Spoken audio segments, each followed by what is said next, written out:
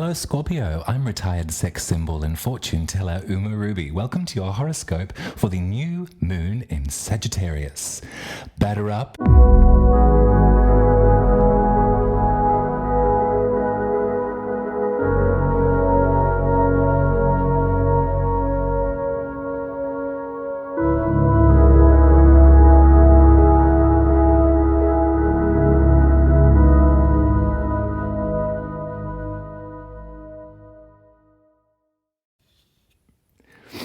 Thank you very much for being here with me, Scorpio. Welcome back. This is your reading for the Sagittarius new moon. This is happening on Thursday, the 24th of November at 9:57 a.m. if you're south side with me. So let's just split the difference. Let's say the 23rd of November will be the night to think about your access to autonomy and to magical possibility. So I hope that eclipse season has sort of petered down to a steady rhythm for you now. I hope whatever enlightenment that you needed to feel, whatever was brought to your attention, or whatever was stripped away in order for you to move forward occurred with the reverence that it needed to, and now you can look to Sagittarius season as a great moment of reactivation and of stepping back into your sense of self and your sense of pride and your sense of hope and optimism. So Scorpio, Sagittarius for you rules your second house. So this is where actually, autonomy is probably a really good word for it. The second house is where we find what we're made of, where we find our values, where we find our income, how we turn our talents and our skills and abilities into something that can sustain and take care of us, where we turn a buck. So what a great place to start this post-eclipse period for you. I'm trusting that whatever occurred in the last month was happening and you could understand it and sort of come to recognize what needed to move around and what needed to shift. And I hope some of the more buried revelations that were bubbling up to the surface, I hope that you met them with clarity and with honesty. And I hope that they were something that you found eventually beneficial. So let's think about Sagittarian energy, shall we? So in the major secrets of the tarot, Temperance is the Sagittarius card. Temperance is a great harbinger of mixing, melding, alchemizing disparate energy. Water of emotion, fire of passion and of magic. Temperance tells us that we can have both and that we indeed must have both, and that with a gentle recipe we can mix them together and we can have them work in harmony with one another. It's a magic trick to mix fire and water. It doesn't often work. Sometimes the water can boil over, or sometimes it's just a bunch of hot air. It's a bunch of steam. But Temperance, the Temperance angel, keeps one foot on the ground, one foot in the water, and mixes and melds and maybe suggests to us that we can do both. There is a sort of rebuttal against polarity in Temperance, which I quite like. There's a breaking of the binary, you might say. This new moon is going to be quite instant. So we leave Scorpio season, we leave the season of the witch into Sagittarius season, and then the day after we have this lunation. So there's a brightness that I can feel. There's a sort of sense of optimism. There's two supportive aspects that are going on. So there's trines, which is 180 degrees-ish, which forms great support between the planetary bodies. One of those trines is Venus and Mercury in Sagittarius in conjunction. So there's kind of like a sort of almost like a feverish sort of romance attached to this this kind of thing. Maybe there's messages of love and passion that might be coming your way in some sense. In supportive trine with Chiron in Aries. So Chiron for you is your 6th house of your health, body, daily ritual. That's where Aries is for you. So if there's been some gentle, maybe woundings-ish there, if there's been, you can kind of feel that there's reminders perhaps of some of your more tender spots. This trine, this helpful relationship, might aid you in articulating some of that. You know, it might aid you in recognizing your limits, is what I really feel actually about this particular aspect. There might be some limits to what it is that you can offer now, as opposed to maybe from before.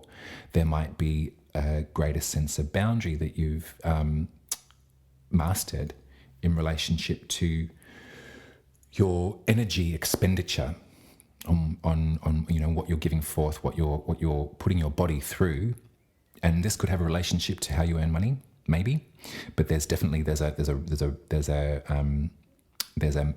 message of support here that I feel. Also, the lunation, so 1 degree of Sagittarius, the sun and the moon, has formed something of a dissociative trine with Jupiter in Pisces. So Jupiter rules Sagittarius and Pisces, and in that way provides and extends that sort of hopeful optimism of both of those signs. Normally, there might be some sort of discordance. There might be squares that can be found between Sag and Pisces, but because the lunation is happening at 1 degree of Sagittarius and Jupiter is just hovering around at 28 degrees of Pisces, it's closer to 180 degrees. It's closer to a trine support. Actually, it's a great emblem of mixing the fire and the water, of balancing out those two, of realizing that you can have both of them. So Pisces for you is your 5th house of your creativity and your self-expression, your intuitive knack for expressing yourself with things maybe other than words. If you're an artist, it's your, you know, relationship to the art. So Jupiter coming back here, there might be a nice spurt of inspiration that you might be feeling, and it could be perhaps like a brainwave. It could be informing your finances. That might be actually a really nice thing to focus on, Scorpio. At this new moon, I want you to think about your creative outlay and your money, and look at the relationship between those two and feel Jupiter's influence on this lunation as support for your manifestation, for your wishes of what you might hope to achieve here. Yeah, that's really nice. That's really nice. Are you making something, or tell me about it in the comments below, won't you, Scorpio? Let's get you some intuitive tarot. Actually, I want to show you the 8 of Wands too. So that's 1 degree of Sagittarius. That's the 1st degree of your 2nd house, your values and your talents and your access to money. That's 1, 2, 3, 4, 5, 6, 7, 8 messages, all going in a way. That's centrifugal force in a card. That's precision. So I dare say that there might be some kind of inspiration coming your way, Scorpio. And I think that when we say work with the energy, or we say manifest, or we say, there's many different words for many different kinds of faith-based systems of belief. And I think that at this moon, yeah, the season of the witch may be coming to a close, but it's the season of the witch every single day for you, Scorpio. So make your, in whatever way that you cast a spell, make it count at this lunation. You've got that reprieve away from this sort of soul-searching, relationship-trying eclipse season. Now it's coming back to your talents, your values. How is that related to your sense of creativity? What support, or what is being focused in on? Are you focusing in on something specific in your studio time? How do you express yourself, and how are you expressing yourself now, and how is that aiding your bank balance? Yeah.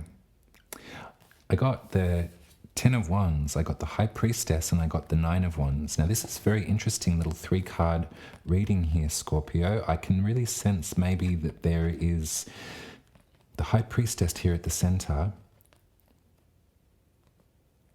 I think the High Priestess is recognizing the weight on your shoulders at the moment. I feel that there's something about sort of continually not overproducing, but the expectation on you perhaps of needing to come up with the product and needing to come up with the work, find the magic, rub the two sticks together to create the friction, to start the fire. I can almost see you in some ways kind of maybe in this relationship with your creativity, like you sort of look at that shape. It's like you're building a pyre. Like, please don't set yourself on fire, Scorpio. Please don't sacrifice all of you to the art, to your creative life. The High Priestess is telling you that you are such a warrior, this is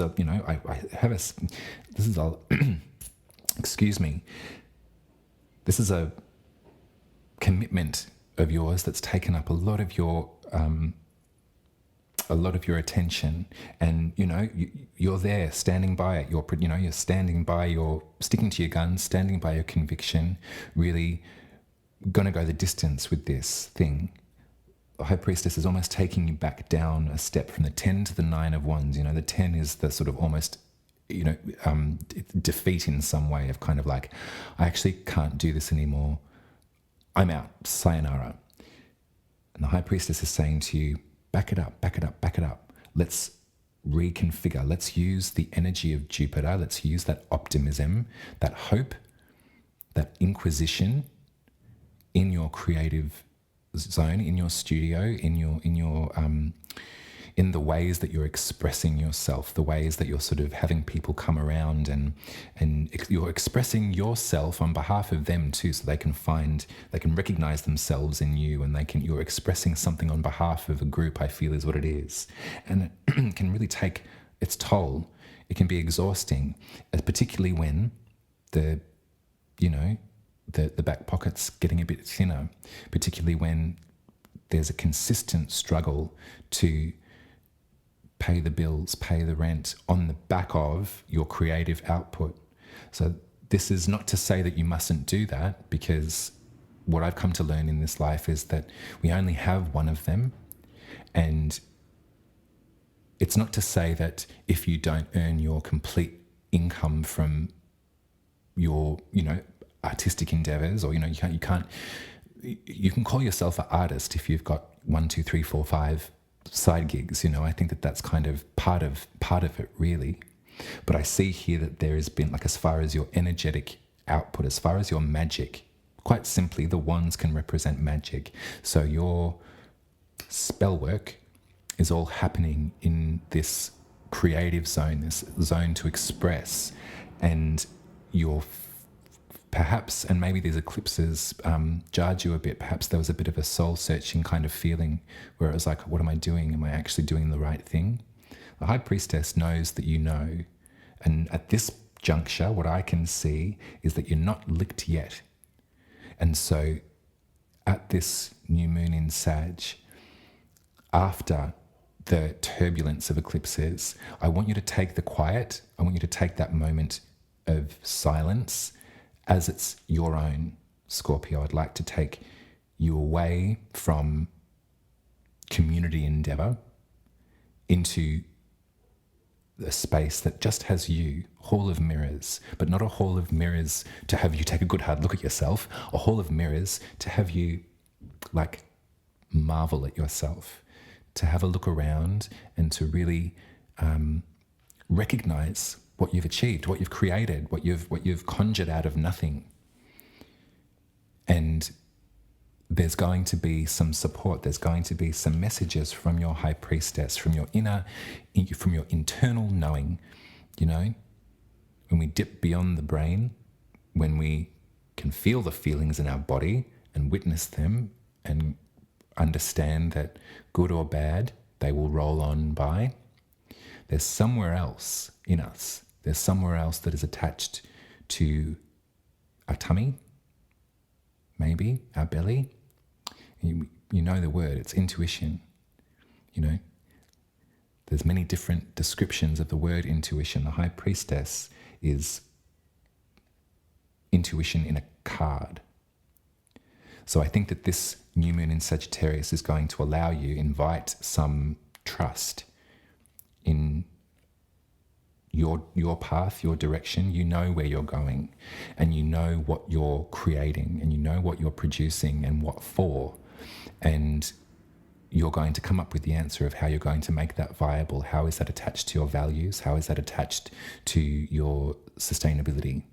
And at this new moon in Sag, you're going to ask for extra assistance on that. You can see where you want to go. And so at this new moon, ask for it. That's your reading, Scorpio. I hope that was lovely for you. Thank you very much for being here with me on my channel. Thank you for liking my videos and subscribing and leaving me some lovely comments to read. I really appreciate it. Head to umaruby.com and get your birth chart read. I am taking a little bit of time off in January, but I'm going to cane it for the rest of November and December. So make sure you get yourself positioned. Much love to you. And I'll speak to you in 2 weeks at the full moon in Gemini. So you take care, Scorpio. Bye.